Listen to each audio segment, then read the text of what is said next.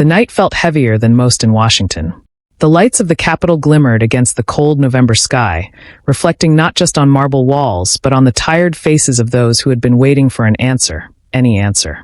America had been holding its breath for days, maybe even weeks, as the government shutdown dragged across the country like a dark shadow stretching from coast to coast.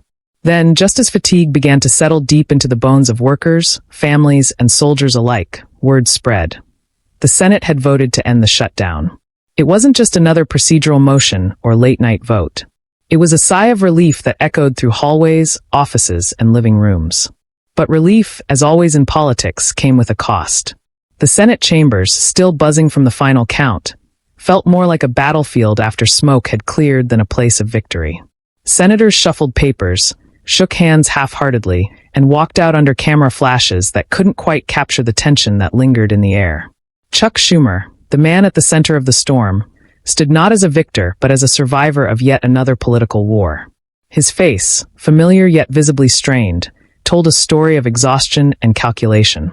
For years, he had maneuvered through Washington's sharp edges with the precision of a man who understood power. But tonight, even he could feel the tide shifting. Calls for him to step down were no longer whispers in the background. They were growing louder, echoing across newsrooms and digital screens, spreading like wildfire among both allies and critics. The people were watching, the party was restless, and the narrative was changing faster than any strategist could spin. Meanwhile, across the country, ordinary Americans were trying to make sense of it all. Federal workers refreshing their bank apps, small business owners counting losses, and veterans remembering promises made to them on days like this. Promises that too often vanished in the fog of politics. It was fitting, almost painfully poetic, that this vote came so close to Veterans Day. A day meant to honor those who gave everything for unity, now shadowed by division among the very leaders sworn to protect it. Representative Rich McCormick, speaking on Fox News that morning, carried a tone that mixed relief with caution. He knew this wasn't just about reopening the government. It was about restoring trust, something far more difficult than passing a bill. "We've got to do better," he said, and in that moment, he spoke not just as a politician but as a voice of millions who had grown weary of political theater disguised as leadership. His words struck a chord because they were simple, human, and true. The shutdown had done more than close offices and halt paychecks. It had peeled back the layers of Washington's glittering facade, revealing a tired system that kept running on habit, not hope. And as the cameras turned toward Schumer, questions filled the air like restless ghosts. Was this the beginning of an ending, or just another act in a long, exhausting play? The Senate's decision to end the shutdown might have reopened the government, but it also reopened wounds. Wounds of mistrust, partisanship, and fatigue that no single vote could truly heal. Yet, amid all the noise, there was still something quietly powerful about that night. For every politician debating their next move, there were Americans waking up to the news that their lives could finally inch back to normal. A single mom working at a federal office could plan her next paycheck again. A soldier overseas could hear from home that things were settling down. A veteran could feel that, for once, maybe their sacrifices weren't completely forgotten. The Senate chambers eventually emptied, the press dispersed, and Washington's night settled into uneasy quiet. But beneath that quiet, something had shifted, perhaps not in politics, but in people. Maybe it was a reminder that power isn't just in the hands of those who vote on the floor, but in the hearts of those who keep believing, even when it feels like the system has forgotten them. Outside the Capitol, the air felt colder than usual, as if the city itself was exhaling after days of tension. Reporters stood under bright lights, their breath visible in the night, their words hurried and filled with speculation. Across social media, opinions clashed like thunder. Some hailed the Senate's vote as a long-overdue act of responsibility, while others saw it as another political compromise wrapped in hollow promises.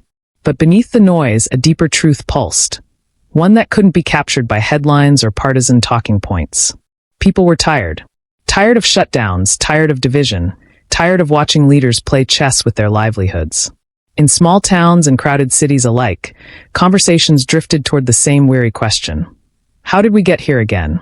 Every few years, it seemed, the government stumbled into another shutdown, a cycle of crisis and relief that had become almost predictable. For many, this wasn't just politics anymore. It was personal. The pain of missed paychecks, delayed services, and uncertainty had woven itself into daily life. It wasn't about left or right anymore. It was about trying to survive in a system that too often forgot the human faces behind its decisions. Schumer knew this truth all too well.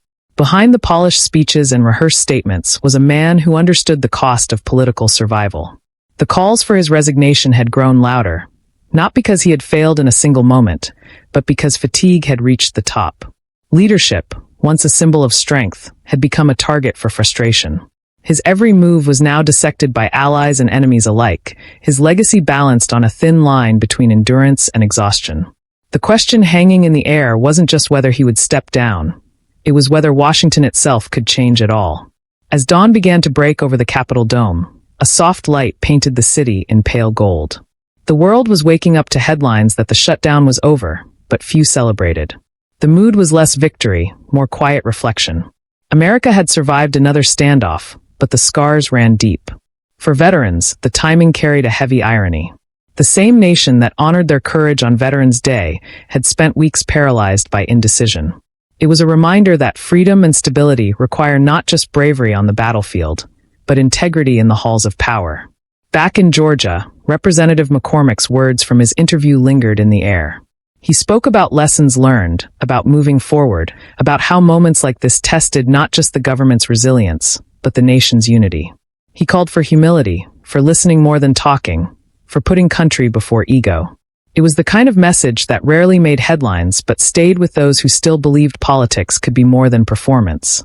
By afternoon, the markets had steadied, offices had reopened, and Washington pretended to return to normal. But in the quiet moments, in the corridors of Congress, in late-night strategy meetings, in the hearts of ordinary citizens, something remained unsettled. It wasn't just about this shutdown.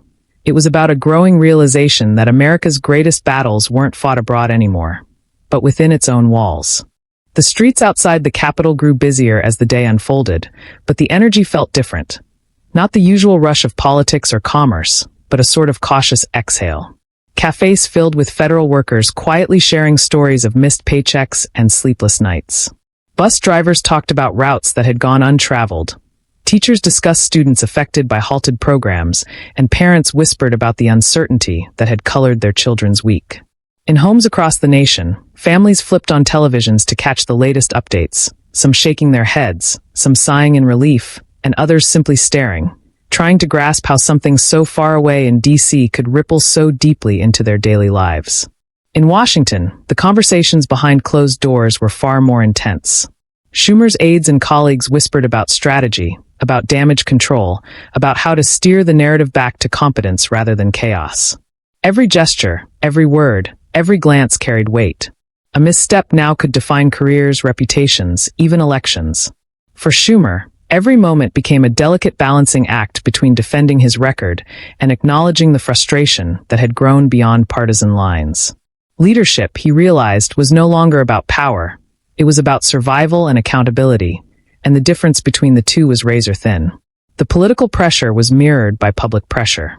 Social media platforms flooded with debates, outrage, and hashtags calling for reform, accountability, and sometimes Schumer's resignation.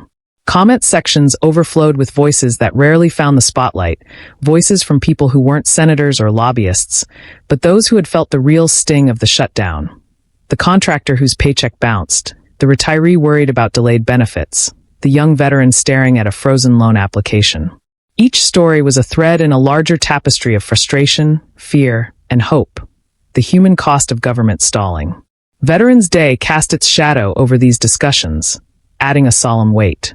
For many, the timing was a bitter reminder that the country often celebrated sacrifices in words, while actions sometimes lagged. Soldiers who had risked everything abroad returned to a nation that had struggled to keep its own machinery running smoothly. Families of veterans shared quiet reflections online, posting images of loved ones in uniform alongside questions about the state of the country they had fought to protect. In that mix of pride and disappointment, there was an unspoken plea. Remember us, not just today, but in the choices that shape every day. Yet amid tension and criticism, there were glimpses of hope, subtle reminders that resilience could outlast politics. Volunteers stepped up to fill gaps where government services faltered. Community groups supported families facing sudden financial strain. Across the nation, ordinary citizens, inspired by necessity or empathy, reminded themselves that survival and dignity often required more than legislation. It required human compassion.